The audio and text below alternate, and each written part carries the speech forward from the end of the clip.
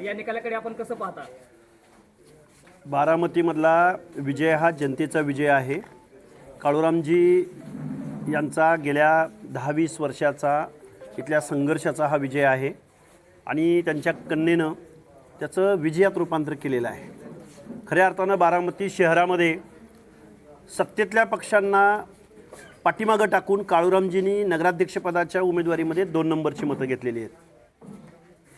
गल्लीपासून दिल्लीपर्यंत सत्ता असणाऱ्या भाजपचा उमेदवार 3 नंबरला 4 नंबरला गेलेला आहे. खऱ्या अर्थानं एखादा माणूस हिमतीनं लढतो तेव्हा जनता त्याच्या पाठीशी ठामपणे उभं राहते. त्याचं हे उदाहरण आहे बारामतीमधलं. आणि हाच पॅटर्न आम्ही महाराष्ट्रभर येऊ घातलेल्या पंचायत आणि जिल्हा परिषदेच्या निवडणुकीमध्ये महाराष्ट्राला दाखवून देणार आहोत. तुम्ही हे सुरुवात केली असं म्हणायचं का? निश्चित बारामतीमध्ये ही सुरुवात आहे आणि विशेष करून विरोधी पक्षामध्ये काम करणाऱ्या नेत्यांना ही सबक आहे. कारण अजितदादा पवारांचं मांडलिक म्हणून काम करणारे विरोधी पक्ष नेते किंवा विरोधी पक्ष किंवा विरोधी पक्षातले कार्यकर्ते त्यांनी कधी पवारांना विरोधच केला नाही. मी जबाबदारीने बोलतोय. ज्यांनी कुणी विरोध केला त्यांची माफी मागून मी हे बोलतोय. कारण बारामती म्हणजे कुणाची जहागिरी नाही. फक्त इथं त्यांना विरोध होत नाही आणि जो माणूस विरोध करतो त्याला इथली जनता निश्चित दाद देते, दखल देते, विजयापर्यंत घेऊन जाते. हे या संघमित्रा चौधरीच्या विजयानं बारामतीकरांना दाखवून दिलेलं आहे. पवार म्हणले होते प्रचार सभेवेळे की दुसऱ्यांचा नाद करू नका, फक्त माझाच नाद करा. नाही, अजितदादा पवार काय बोलतील आणि काय नाही बोलतील. कारण त्यांचं शिक्षण, त्यांचं PhD बद्दलचं वक्तव्य, त्यांचं बहुजनांबद्दलचं वक्तव्य, आमच्या कंपाऊंडवर गोधड्या वाळू घालू नका, हे खूप सामाजिक दुजाभावाचं त्यांचं वर्तन आहे, वागणूक आहे. हे आम्ही महाराष्ट्रातल्या लोकांना समजावून सांगणार आहे. अजितदादा पवार कसे वागतात, काय वागतात हे मिनिस्ट्रीमधल्या लोकांना चांगलं माहिती आहे. हे बघा, कालच्या अधिवेशनामध्ये पार्थ पवारांच्या विरोधामध्ये 366 आमदारांनी एक अवाक्षर काढला नाही. याच्यावरून अजितदादांची दादागिरी, त्यांचं वर्तन महाराष्ट्रानं बघितलेलं आहे. पण त्याच बारामतीमध्ये नगराध्यक्षपदाच्या उमेदवारासाठी आमचे मित्र काळूराम चौधरी उभे राहिले. त्यांच्या कन्येला विजयापर्यंत घेऊन गेले. त्याचबरोबर आणखीन 5-6 उमेदवार निवडून आलेले आहेत तिथं. मग त्या आमच्या भगिनी सातकर असतील, आमचे मित्र पोटेसाहेब असतील, परत वैशाली बनकर, मनीषा बनकर निवडून आलेले आहेत. इंगवले निवडून आलेले आहेत. निलेशप्पा इंगवले निवडून आलेले आहेत. त्यामुळं विरोधकांची भूमिका निभावण्यात कमी पडतायत असं आम्हाला वाटतंय. पण आम्ही निश्चित एक वेगळा पर्याय बारामतीकरांना आणि महाराष्ट्राला देणार आहोत. अजित पवारांनी खरं तर सांगता सभेमध्ये एक वक्तव्य केलं होतं. तुमची काळूराम चौधरींची सांगता सभा देखील त्याच दिवशी होती.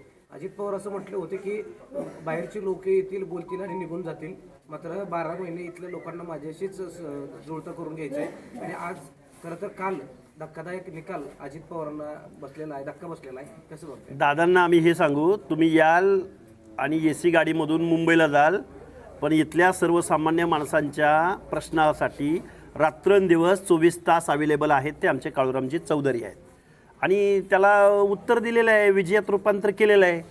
महाराष्ट्राच्या उपमुख्यमंत्र्याला, अर्थमंत्र्याला, काळूरामजी चौधरींना सुद्धा आम्ही विजयी करू शकतो हे इथल्या जनतेनं दाखवून दिलेलं आहे. त्यामुळे दादा, तुम्हाला इथली लोक विरोध करत नाहीत. तुमच्या धनसत्तेसमोर आणि पैशासमोर इथले विरोधक शेपूट घालतात. मी डायरेक्ट आरोप करतोय त्यांच्यावर. पण लढणारा माणूस असेल तर बारामतीकर सुद्धा त्याला विजयापर्यंत घेऊन जातात. हे या विजयानं दाखवून दिलेलं आहे. काय विरोधक? मग बघा ना, महाराष्ट्रातले ज्यांनी विरोधाची भूमिका इथं बजावायला हवी होती, हे सगळे एक आहेत. हे अजितदादांचे मांडलिक आहेत.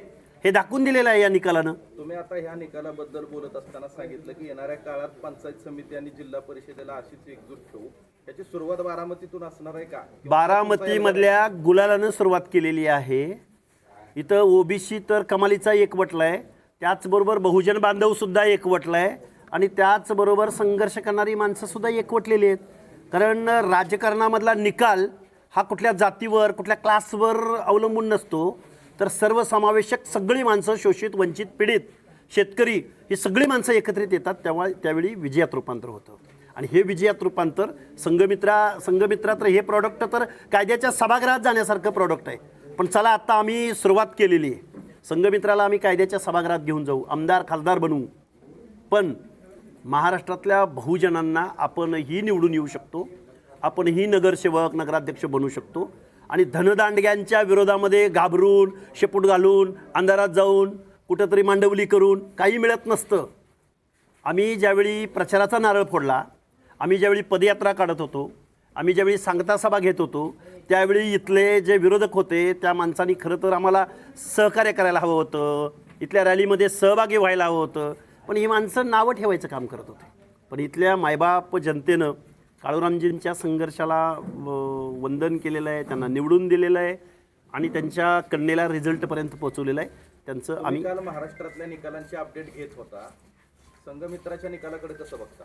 नाही, संघमित्राचा निकाल या महाराष्ट्रामध्ये आज रोजी विरोधक संपलेला आहे. आम्ही एक नवा प्रयोग या महाराष्ट्रामध्ये करू शकतो, करू इच्छितो आणि तसं होऊ शकतं. मग संघमित्रा जर इथं निवडून येत असेल तर महाराष्ट्रातली बहुजनांची पोरं, दलितांची पोरं, ओबीसींची पोरं, भटक्यांची पोरंसुद्धा रिझल्टपर्यंत जाऊ शकतात. गरज आहे फक्त एकीची आणि कुणीतरी त्याचं नेतृत्व करण्याची, समर्थ पर्याय देण्याची आणि संविधानाची भाषा बोलणाऱ्यांची गरज आहे असं आम्हाला वाटतं. तुम्हाला एक लक्षात आणून देतो, आता तुम्ही सत्कार करत असताना याच ठिकाणी आता खुद्द राष्ट्रवादीचे कार्यकर्ते सत्कारासाठी आलेत, भाजपचे आलेत, शिवसेनेचे आलेत. ह्याच्याकडे कसं बघता? हे सगळे हे बघा, या सगळ्या लोकांना आत्ता जे महाराष्ट्राच्या राजकारणात चालू आहे ते पटलेलं नाही, आवडत नाही. त्याचं हे प्रत्यंतर आहे. कारण आम्ही ज्यांना विरोध म्हणून आम्ही या सत्ताधाऱ्यांना निवडून दिलं आहे, तीच माणसं जर त्यांना बरोबर घेऊन जर राजकारण करत असतील तर मग आम्ही जिथल्या तिथंच राहणार असू तर आम्हाला एखादा नवा प्रयोग करावा लागेल. आणि तो नवा प्रयोग संविधान मानणारा, सर्वसामान्य माणसांना बरोबर घेणारा असेल आणि मग आम्ही या धनदांडग्यांच्या विरोधामध्ये निश्चित कडवी टक्कर देऊ शकतो. आणि एक कार्यकर्त्यांना माझी विनंती आहे, बाबा हो, प्रामाणिकपणाने जर प्रयत्न केला, अगदी प्रामाणिकपणाने जीवाच्या आकांतानं ज्यावेळी तुम्ही प्रयत्न करता त्यावेळी तुम्हाला जनता साथ देते, रिझल्ट मिळतो. त्यामुळे तुम्ही हिंमत हरू नका, लढायला समर्थ व्हा. एवढंच. निकालामुळे जो काही बदल दिसतोय त्यामुळे तुमची राजकीय ताकद वाढते किंवा तुम्हाला बळ मिळते असं वाटतंय? नाही, बघा, संघमित्राच्या विजयानं बहुजनांच्या पोरांना, चळवळीतल्या कार्यकर्त्यांना निश्चित बळ भेटलं आहे. त्याचं बळ भेटण्याचं कारण असं आहे की एक सर्वसामान्य कुटुंबातली जर एक लेक जर निवडून येऊ शकत असेल, अरे तुम्ही आम्ही तर गावच्या गावं, अरे गावात काय डरकाळ्या हाणता, काही शड्डू ठोकता तुम्ही, गावच्या सरपंच पदासाठी एकमेकाच्या उरावर बसता तुम्ही आणि ह्या लोकांच्या धनदांडग्यांना बळी पडून तुम्ही महत्त्वाच्या ठिकाणी जिथं जायला हवं तिथं मात्र शेपूट घालता. खरं तर हे त्यासाठी हा धडा आहे त्या लोकांना. तुम्ही हिंमत दाखवा, तुम्ही हिंमत दाखवा, तुम्हाला निश्चित जनता साथ देईल एवढं मी सांगू इच्छितो. राज्यात आणि केंद्रात भाजपची सत्ता आहे, असं असताना भाजपचा एकही नगरसेवक बारामतीमध्ये निवडून येत नाही. हे नेमकं कशाचं दूतक आहे, काय वाटतं तुम्हाला? हे बघा, भाजपनं कुठल्या माणसाला बरोबर घेतलंय का, त्यांच्या मांडी लावून बसलेत, त्यांनी लढाईत का लढले नाहीत, हा त्यांचा प्रश्न आहे खऱ्या अर्थानं. त्यांचा उमेदवार किती नंबरला गेला हाही त्यांचा प्रश्न आहे. आणि मी आज इथं संघमित्रा आणि काळूरामजींच्या बरोबर इथं प्रतिक्रिया द्यायला आलो आहे. मी तुम्हाला सांगेन, त्यांना आमच्या फोटोची किंवा आमच्या नावाची ॲलर्जी होती, पण छाती ठोकपणे आमचे फोटो लावून काळूरामजींनी बारामतीमध्ये मतं मागितली आणि त्या जनतेनं त्यांना विजयापर्यंत घेऊन गेले. आणि आम्ही बोलायचं नाही, आम्ही त्यांचा सत्कार करायचा नाही, आम्ही निश्चित चांगला पर्याय या महाराष्ट्रामध्ये देऊ. सत्ताधाऱ्यांना म्हणावं, सत्ता येत असते जात असते. आता अँटी इन्कमंट महाराष्ट्रात चालू झालं आहे. आता महाराष्ट्रात बहुजनांची पोरं निश्चित क्रांतीकडं, निश्चित समर्थ पर्यायाकडे जातील एवढं मी तुम्हाला सांगतो.